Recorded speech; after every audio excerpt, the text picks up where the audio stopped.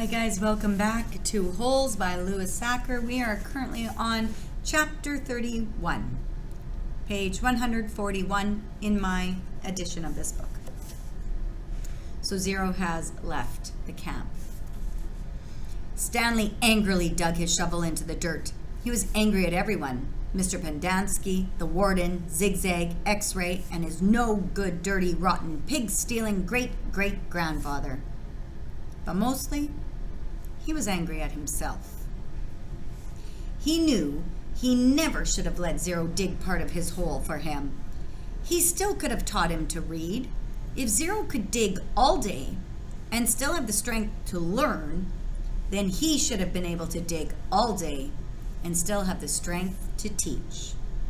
Good for Stanley for taking responsibility on his own. He could just be angry at everybody else. He could blame everybody else. But he's taking responsibility for this. And this is something we all should be doing. Okay? What he should do, he thought, was to go after Zero. But he didn't. None of the others helped him dig Zero's hole, and he didn't expect them to. Zero had been helping him dig his hole. Now, he had to dig Zero's. He remained out on the lake, digging during the hottest part of the day, long after everyone else had gone in. He kept an eye out for Zero, but Zero didn't come back. It would have been easy to go after Zero. There was nobody to stop him. He kept thinking that's what he should do. Maybe they could climb to the top of Big Thumb, if it wasn't too far away, and if it really was the same place where his great-grandfather found refuge, and if, after 100 years or so, water was still there. It didn't seem likely, not when an entire lake had gone dry. And even if they did find refuge on Big Thumb, he thought, they'd still have to come back here, eventually. Then they'd both have to face the warden and her rattlesnake fingers. Instead, he came up with a better idea, although he didn't have it quite all figured out yet. He thought that maybe he could make a deal with the warden. He'd tell her where he really found the gold tube if she wouldn't scratch Zero. He wasn't sure how he'd make this deal without getting himself in deeper trouble. She might just say, "Tell me where you found it or I'll scratch you too." Plus, it would mean X-Ray would get in trouble too. She'd probably scratch him up as well. X-Ray would be out to get him for the next 16 months. He dug his shovel into the dirt. By the next morning, Zero still hadn't returned. Stanley saw one of the counselors sitting guard by the water spigot outside the shower wall. Mr. Pendanski had 2 black eyes and a bandage over his nose. "I always knew he was stupid," Stanley heard him say.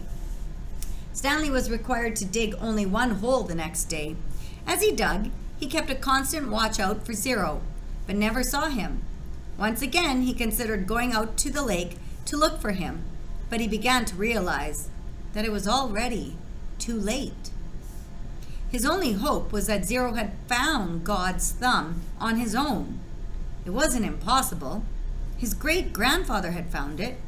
For some reason, his great-grandfather had felt the urge to climb to the top of that mountain. Maybe Zero would feel the same urge. If it was the same mountain. If water was still there. He tried to convince himself it wasn't impossible. There had been a storm just a few days ago. Maybe Big Thumb was actually some kind of natural water tower that caught and stored the rain. It wasn't impossible. He returned to his tent to find the warden, Mr. Sir, and Mr. Pendanski, all waiting for him. "Have you seen Zero?" the warden asked him. "No." "No sign of him at all?" "No." "Do you have any idea where he went?" "No." "You know you're not doing him any favors if you're lying," said Mr. Sir. "He can't survive out there for more than a day or two." "I don't know where he is."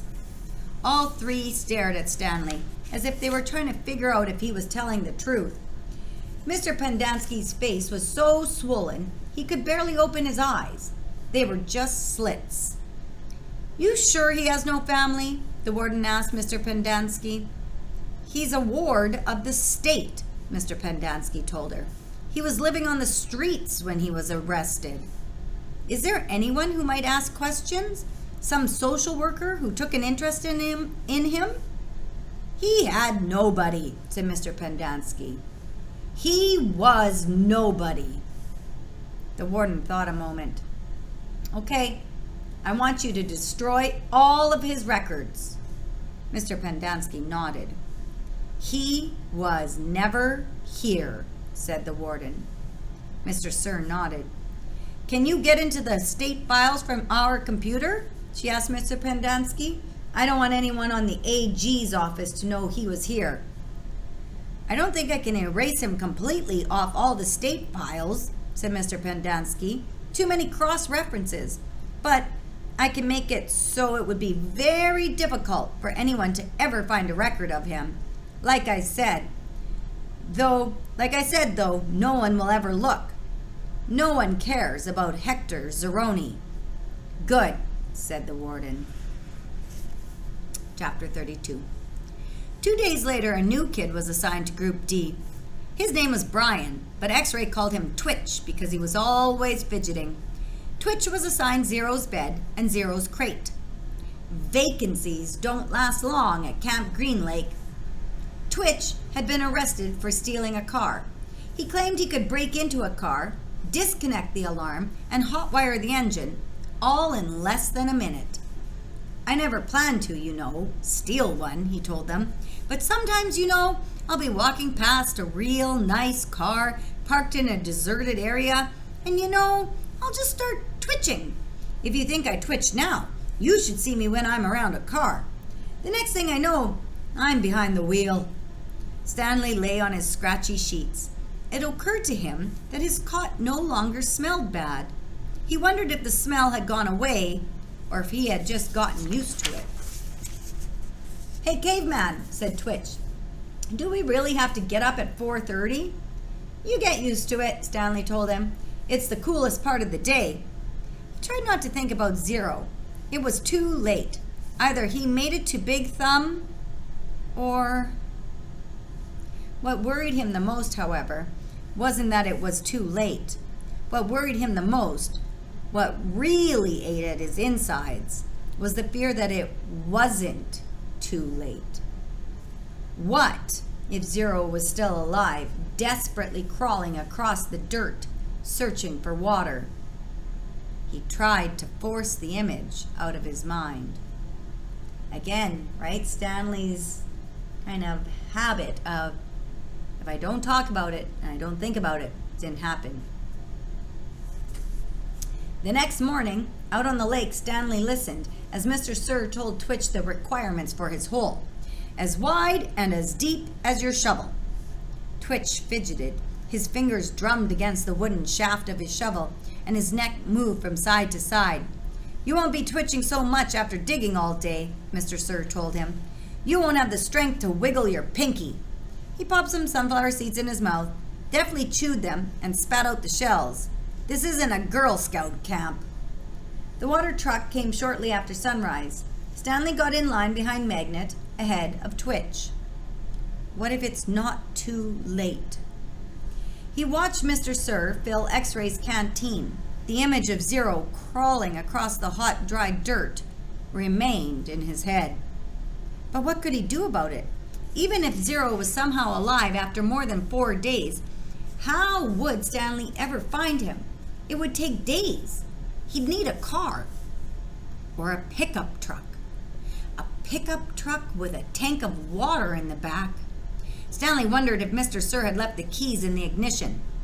He slowly backed away from the line, then circled over to the side of the truck.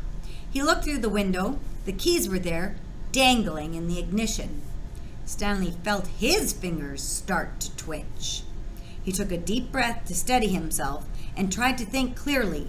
He had never driven before. But how hard could it be? This is really crazy, he told himself. Whatever he did, he knew he'd have to do it quickly before Mr. Sir noticed. It's too late, he told himself. Zero couldn't have survived. But what if it wasn't too late? He took another deep breath. Think about this, he told himself. But there wasn't time to think. He flung open the door to the truck and climbed quickly inside. "Hey!" shouted Mr. Sir. He turned the key and stepped on the gas pedal. The engine revved. The truck didn't move. He pressed the pedal to the floor. The engine roared, but the truck was motionless. Mr. Sir came running around the side of the truck. The door was still open. "Put it in gear!" shouted Twitch. The gear shift was on the floor next to the seat. Stanley pulled the lever back until the arrow pointed to the letter D for drive. The truck lurched forward. Stanley jerked back against the seat and tightly gripped the wheel as the truck accelerated. His foot was pressed to the floor.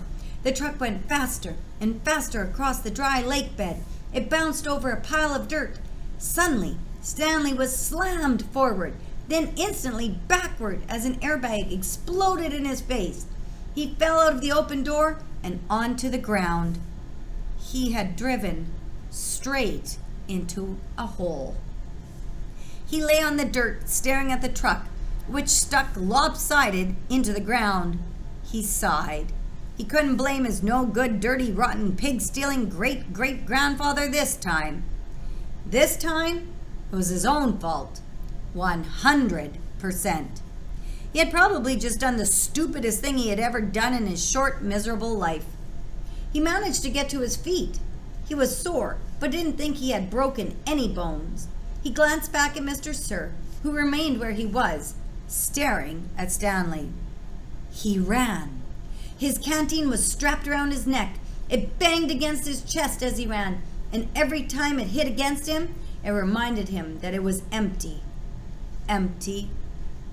Empty. Woohoo! So Stanley decides he's going to go look for Zero.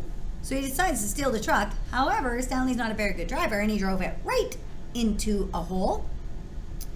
So when he gets out of the truck that's now stuck in the hole, he decides to run. He's going to go run and find Zero. And he has his water canteen with him, but it is empty. So just like Zero, he's out in the middle of the desert with no water. And that's the end of chapter 32. Bye, guys.